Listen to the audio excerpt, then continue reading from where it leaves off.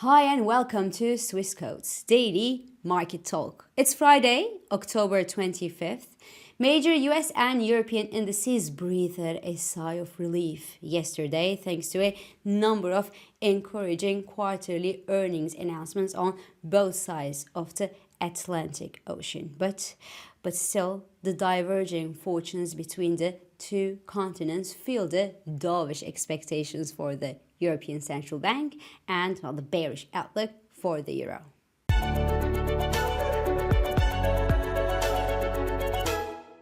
So major stock indices across Europe and US were up yesterday as a few good-looking earnings across both continents, including names like Hermes, Barclays, Unilever and Renault in Europe, and Tesla and UPS in the US, gave a smile to their investors after three cloudy trading sessions. So the S&P 500 gained 0.21% yesterday, while Nasdaq 100 rebounded 0.83%. Tesla jumped almost 22% in a single session, its best session in 11 years. The DAX advanced 0.34% as the Stoxx 600 index closed near flat. And listen, even Kering's shares, the troubled company that owns Gucci, even Kering saw its shares jump 1.42% yesterday, and that despite the fact that the company warned that its profit this year will fall to the lowest level since 2016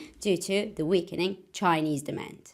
And if you are wondering whether there was anything in their report that could be somehow positive for the stock price, the answer is no, ladies and gentlemen. No, nothing was positive in that company's latest report. So the thinking that the luxury brands in Europe will hit a bottom and that things cannot get worse from the actual levels is apparently what brings investors on board of these European luxury makers at the current low valuations. But I am not really convinced with that thinking. Things could always get worse for luxury good makers that eventually sell things that are not necessary for survival or not necessary at all. But anyway, yesterday was quite a good trading session for many, I would say. The Korean SK Hynix, for example, also released satisfactory quarterly results for its investors and added to the global optimism that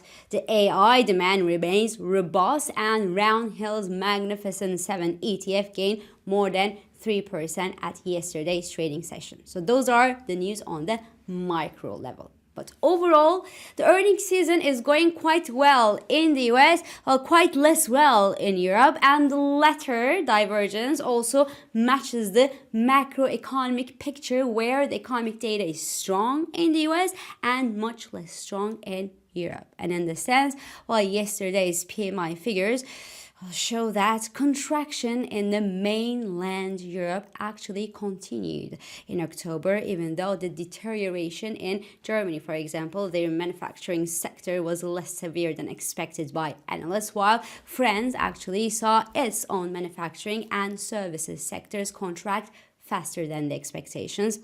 Now, the latest PMI numbers, combined with obviously this weakness in the European companies' earnings and the dovish remarks from the European Central Bank members, brought some investors to start betting that the European Central Bank would accelerate the size of its interest rate cuts soon. So we started hearing now the rising possibility of a 50 basis point cut from the European Central Bank in its December meeting to eventually avoid reacting too late to the Eurozone's deteriorating economic fundamentals. And note that the fact that the headline inflation in the Eurozone came below the European Central Bank's 2% policy target could eventually convince many ECB members that it's maybe, but just maybe, time to take a risk and enact. As such, the euro should remain under a selling pressure.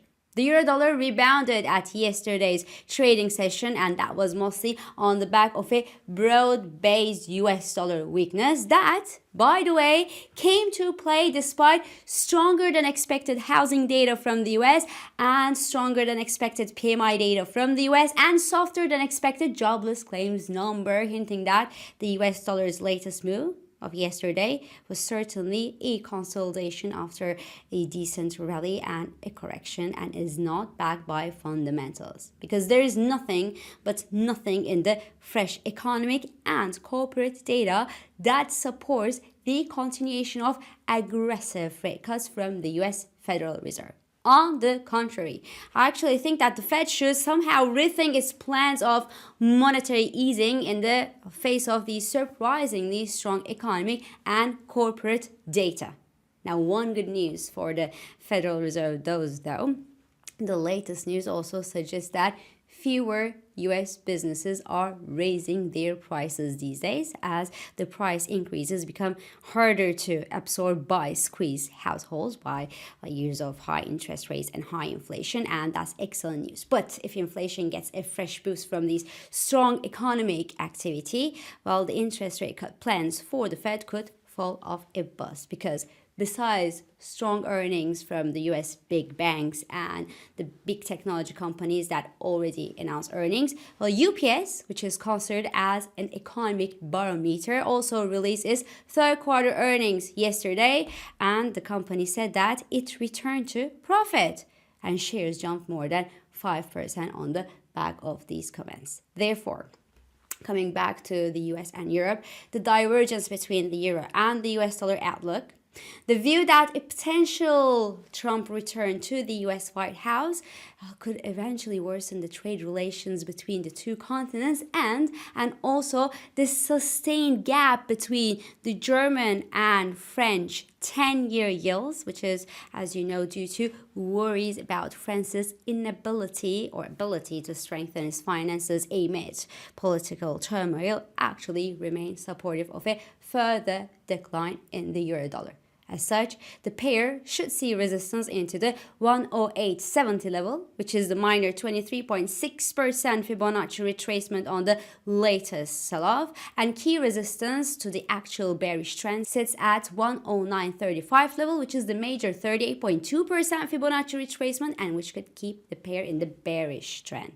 The single currency is, however, better bet against the British pound, that's also under a selling pressure these days, as the Bank of England Governor, Mr. Andrew Bailey, sounds unusually dovish regarding the policy of his bank, and overly confident that inflation in Britain will be slowing faster than the British policymakers once thought. As such, cable will likely close this week below the 1.30 psychological mark, which is also very, very, very close to the major 38.2% Fibonacci retracement on cable on April to September rally, and hence walk into next week's UK budget in the bearish consolidation zone.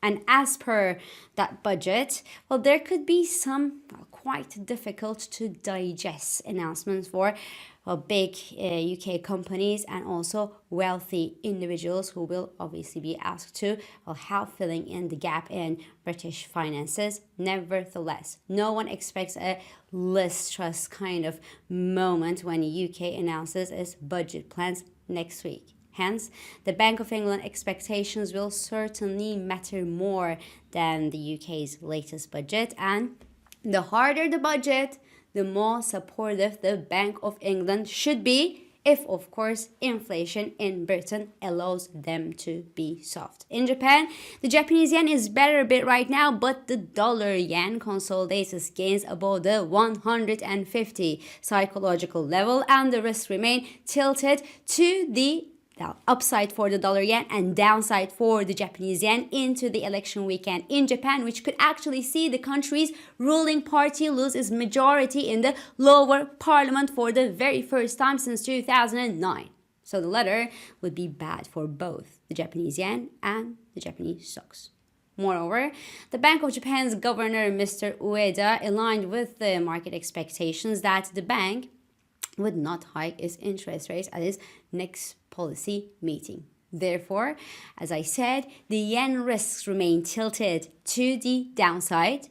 The buyers in the dollar yen are waiting in ambush near the 150 level, and a direct FX intervention may not be on the menu before the 160s range are tested. And finally, in energy, US crude made an attempt to clear its 50-day moving average to the upside yesterday. That's a touch lower than the $72 per barrel level. But the 5.5 million barrel build in US inventories last week capped the upside potential near this important technical level.